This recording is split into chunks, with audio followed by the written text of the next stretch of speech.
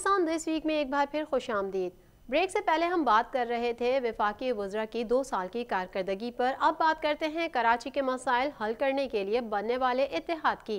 कराची की तामीर और तरक्की के लिए पीपल्स पार्टी, PTI और MQM का इत्तेहाद और इत्तेफाक। नासिर हुसैन शाह का कहना था कि कराची दुश्मन अनासिर को ये इत्तेहाद एक आंख नहीं भाएगा।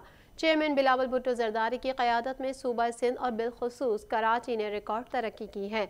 सिंध हुकूमत हर उस जमात या फ़र्द को खुशामदीद कहेगी जो कराची की तरक्की में किरदार अदा करेंगे।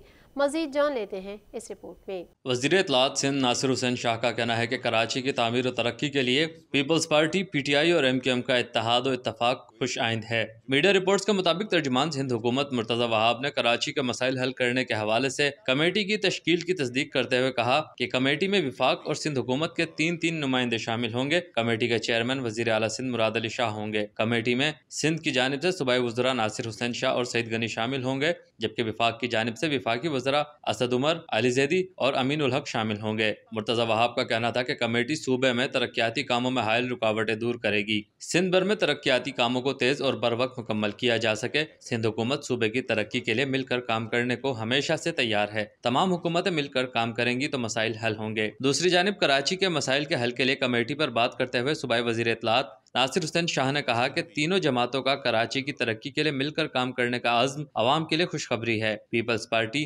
तहरीक इंसाफ और MQM का इत्तेहाद कराची की तामीर और तरक्की में संगे मील साबित होगा। नासिर हुसैन शाह का कहना था कि कराची दुश्मन अनासिर को ये इत्तेहाद एक आंख न भाएगा। चेयरमैन बिलावल भुट्टो जरदारी की क़यादत में सूबा सिंध और बिलखुसूस कराची ने रिकॉर्ड तरक्की की है। फेडरल गवर्नमेंट ने हमें मुख्तलिफ जगहों पे जब बॉटल नेक्स आते हैं उसके लिए ये मीटिंग्स हुई हैं और कराची की बेहतरी के लिए, हमारे पूरे सूबे की बेहतरी के लिए सिंध गवर्नमेंट अपना काम कर रही है। और चीफ मिनिस्टर मुराद अली शाह साहब ने जो तरक्की का एक सफ़र शुरू किया हुआ है यहाँ पे, चेयरमैन बिलावल भुट्टो जरदारी साहब के विजन के मुताबिक उसको जारी और सारी रखा जाएगा। सिंध हुकूमत हर उस जमात या फ़र्द को खुशामदीद कहेगी जो कराची की तरक्की में किरदार अदा करेंगे। सिंध हुकूमत ने नालों की सफाई के हवाले से विफाकी हुकूमत और NDMA को खुशामदीद कहा। वज़ीर इत्तलात ने कहा कि बिलावल भुट्टो जरदारी ने एक दिन में अरबों रुपए के तरक्याती मनसूबों का इफ्तिताह किया। मुल्क के किसी सूबे में इसकी मिसाल नहीं मिलती। वज़ीर आला सिंध ने चेयरमैन बिलावल भुट्टो जरदारी की हिदायत पर कराची में तरक्की के लिए जो इक़दाम किए वो नाकाबिल फरामोश हैं। वाज़ेह रहे कि कराची समेत सिंध के मसाइल के हल के लिए विफाकी और सिंध हुकूमत के मुज़ाकरात के 2 दौर हो चुके हैं। आगे बढ़ते हैं और बात करते हैं। बिलावल भुट्टो जरदारी ने कहा है कि पूरा खानदान गिरफ्तार कर लो लेकिन 18वीं तरमीम पर आंच नहीं आने देंगे। मैं डरने और झुकने वाला नहीं हूँ। हमारे खानदान के साथ नफसियाती खेल खेला जा रहा है। मेरे कारकुनों को निशाना बनाया जा रहा है, मगर मैं डरने और झुकने वाला नहीं हूँ। पाकिस्तान पीपल्स पार्टी के चेयरमैन बिलावल भुट्टो जरदारी ने साबिक सदर आसिफ अली जरदारी की पेशी के बाद एहतसाब अदालत के बाहर ज़राए इब्लाग़ अमा के नुमाइंदों से गुफ्तगू करते हुए क्या कहा, आइए सुन लेते हैं। पाकिस्तान पीपल्स पार्टी के चेयरमैन बिलावल भुट्टो जरदारी ने साबिक सदर आसिफ जरदारी की पेशी के बाद एहतसाब अदालत के बाहर ज़राए इब्लाग़ अमा के नुमाइंदों से गुफ्तगू करते हुए कहा कि मुझे धमकाने के लिए सदर जरदारी को बार बार पेशी पे बुलाया जा रहा है। बिलावल भुट्टो जरदारी ने कहा कि बनी गाला में बैठे कठपुतली वजीर आजम की डोर कहीं और से हिलती है। ये जाली और कठपुतली हुकूमत नहीं चल सकती। हमें कहा जा रहा है कि स्क्रिप्ट पर अमल करें, 18वीं तरमीम और NFC अवार्ड पर समझौता करें, पार्लियामेंट से काला कानून मंजूर कराएं। जो कठपुतली इस्लामाबाद का वजीर आजम हाउस में बैठा है मगर उनका दौर कहीं और से हिलता है। इस हाइब्रिड रेजीम का भी एंड होना है। ये भी जाली जमहूरियत नहीं चलेगा, ये कठपुतली जमहूरियत नहीं चलेगा। मुझ पर दबाव डाला जा रहा है कि अगर मैंने अपने मौक़िफ़ से पीछे नहीं हटा तो वालिद, पार्टी और कारकुनों से इंतकामी सलूक किया जाएगा, लेकिन हम किसी के दबाव में नहीं आएंगे। हम महसूस कर रहे हैं कि हम पे दबाव है।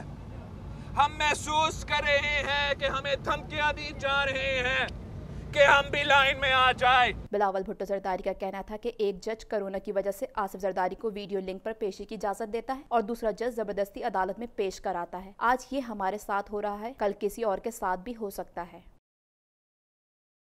MQM की जानिब से कराची सूबे का मुतालबा जोर पकड़ता जा रहा है। सोशल मीडिया पर अपने बयान में आमिर खान ने कहा कि मकामी अफराद को मुकम्मल इख्तियार दिए बगैर कराची के मसाइल का हल मुमकिन नहीं है। मुत्तहदा कौमी मूवमेंट पाकिस्तान के senior deputy convener Aamir Khan ने कहा है कि कराची समेत मुल्क भर में नए सूबों का क़याम अमल में लाया जाए।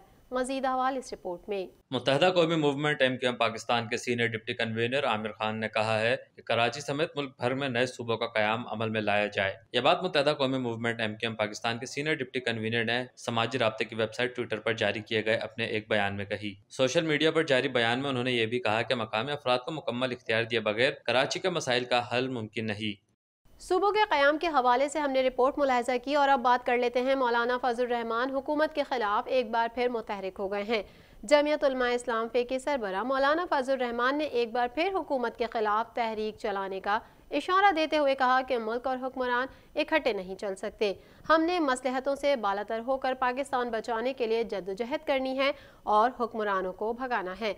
पेशावर में तकरीब से खिताब करते हुए मौलाना फजल रहमान ने क्या कहा, आइए जानते हैं। पेशावर में तकरीर से खिताब करते हुए मौलाना फजल रहमान ने कहा कि हमें एक ज़माने में कहा गया कि पश्तूनों में मजहब की जड़ें गहरी हैं, इसलिए ऐसी पार्टी को मुसल्लत किया गया। उन हुक्मरानों का ना तो मजहब से कोई ताल्लुक है और ना तहजीब से। ये ना पश्तून है, ना पाकिस्तानी है और ना ही इन्हें अखलाक का इल्म है। मौलाना फजल रहमान का कहना था कि हम आमराना रवैयों से लड़ना जानते हैं। अवाम महंगाई से तंग आ चुके हैं। ताजिर और सनतकार के आंसू रो रो कर खुश्क हो चुके हैं और मायूस होकर बैठ गए हैं। हम मसलहतों का शिकार हो रहे हैं, न कश्मीरियों की आज़ादी से वफा कर रहे हैं और न फ़लस्तीनों की आज़ादी से। कश्मीरियों का खून बह रहा है। 70 साल से हमने कश्मीरियों की क्या जंग लड़ी है। हिंदुस्तान ने कश्मीरियों की हैसियत खत्म करके मकबूजा कश्मीर को हिंदुस्तान में शामिल कर दिया है। कल हम सोच रहे थे श्रीनगर कैसे लेंगे, आज हम सोच रहे हैं मुजफ्फराबाद कैसे बचाना है। हमने मुल्क के बारे में सोचना है। इस मुल्क को इस्लाम के नाम पर आज़ाद कराया गया, लेकिन आज तक इस्लामी कवानीन के मुताबिक कानून नहीं बने। आज़ादी नाच गानों का नाम नहीं हुआ करता। आज़ादी मंचलों के घूमने फिरने का नाम नहीं। हम अपनी नौजवान नस्ल को क्या इल्हाज रहे हैं। मेयर कराची का शफाफ इलेक्शन की बुनियाद पर MQM का पहले से ज्यादा सीटें लेने का दावा। मैं नहीं चाहता कि मेरे बाद आने वाला मेयर भी बेइख्तियार हो। मेयर कराची का कहना था कि आज़ादी के बाद हमारे मसाइल कम होने के बजाय बढ़ गए। कायदे आज़म ने हमारे लिए मुल्क हासिल किया, मगर हमने तरक्की के लिए काम न किया। तफसीलात के मुताबिक मेयर कराची वसीम अख्तर ने मज़ार क़ायद पर हाज़री के बाद मीडिया से गुफ्तगू करते हुए कहा कि मुल्क भर के अवाम को मेरी तरफ से जश्न आज़ादी मुबारक हो। अल्लाह ताला हमारे मुल्क को कायम दायम रखे। इस शहर को आज हमारी ज़रूरत है। मज़ीद जान लेते हैं इस रिपोर्ट में। मेयर कराची वसीम अख्तर का कहना है कि मैं नहीं चाहता कि मेरे बाद आने वाला मेयर भी बेइख्तियार हो। सबको पता है कि कराची में इलेक्शन शफाफ नहीं हुए। आज इलेक्शन शफाफ हो तो MQM पहले से दुगनी सीट लेगी। तफसीलात के मुताबिक मेयर कराची वसीम अख्तर ने मज़ार क़ायद पर हाजिरी के बाद मीडिया से गुफ्तगू करते हुए कहा, मुल्क भर के अवाम को मेरी तरफ से जश्न आज़ादी मुबारक। अल्लाह ताला हमारे मुल्क को कायम दायम रखे। इस शहर को आज हमारी ज़रूरत है। इस मुल्क की तरक्की के लिए हम सब एज अ कौम अपना अपना शेयर डालें। इस मुल्क को आज हमारी ज़रूरत है। मेयर कराची का कहना था कि आज़ादी के बाद हमारे मसाइल कम होने के बजाय बढ़ गए। कायदे आज़म ने हमारे लिए मुल्क हासिल किया, मगर हमने तरक्की के लिए काम नहीं किया। हुकूमत इस सिलसिले में नाकाम रही। हमें मिलकर काम करना चाहिए। जो मुल्क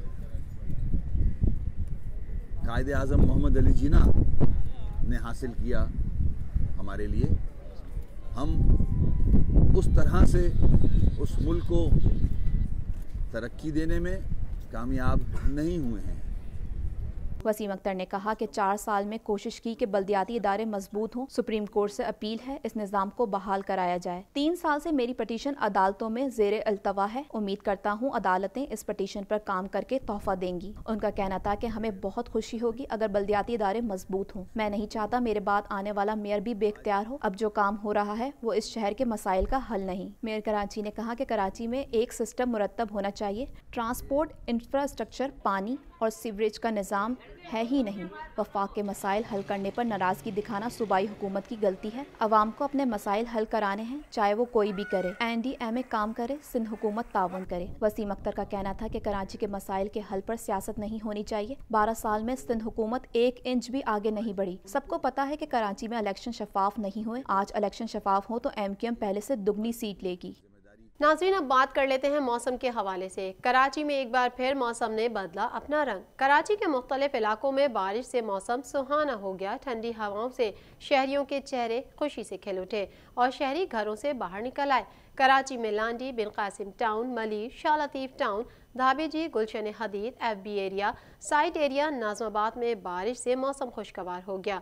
महकमा मौसमियात की रिपोर्ट के हवाले से मजीद जान लेते हैं। कराची में लांडी, बिन कासिम टाउन, मलिर, शाह लतीफ़ टाउन, धाबेजी, गुलशन हदीद, FB एरिया, साइड एरिया, नाज़माबाद में बारिश से मौसम खुशगवार हो गया। महकमा मौसमियात ने आज से कराची में और सिंध के दिगर इलाकों समेत बलूचिस्तान में मानसून के मजबूत स्पेल की पेशगोई की है, जो पीर तक रहेगा। ख्याल रहे कि कराची में रवां माह के आगाज में 6 से 9 अगस्त तक कराची समेत सिंध और बलूचिस्तान के मशरकी इलाकों में बड़े पैमाने पर बारिशें हुई थी, जिससे कराची के कुछ इलाकों और हैदराबाद में सैलाबी सूरत हाल पैदा हो गई थी। सूबे सिंध के मुख्तलिफ इलाकों में मानसून ने बड़े पैमाने पर तबाही फैलाई थी और मानसून के 14 स्पेल में कराची में मुतादिद अफराद जाँ बहक हुए थे। वाज़ेह है कि महकमा मौसमियात ने रवां बरस कराची समेत सिंध में औसतन 20% जायद बारिशों की पेशगोई कर रखी है, जबकि गुज़िश्ता बरस भी खिलाफ तवक्को जायद बारिशें हुई थी।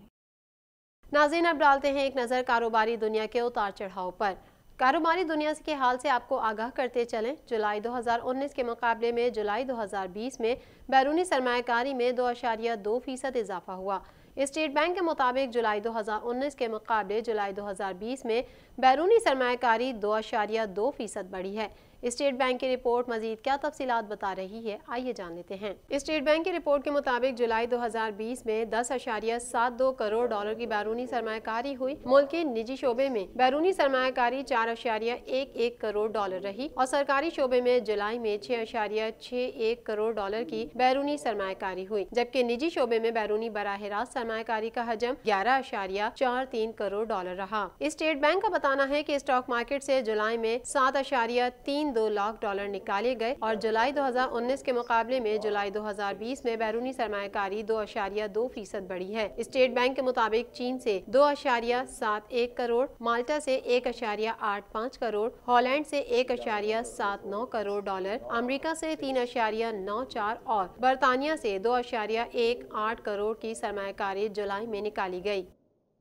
नाजरीन, पाकिस्तान दिस वीक में फिलहाल इतना ही। मजीद खबरों के साथ अगले हफ्ते फिर हाजिर होंगे। अपनी मेज़बान को इजाज़त दीजिए। अल्लाह हाफिज़।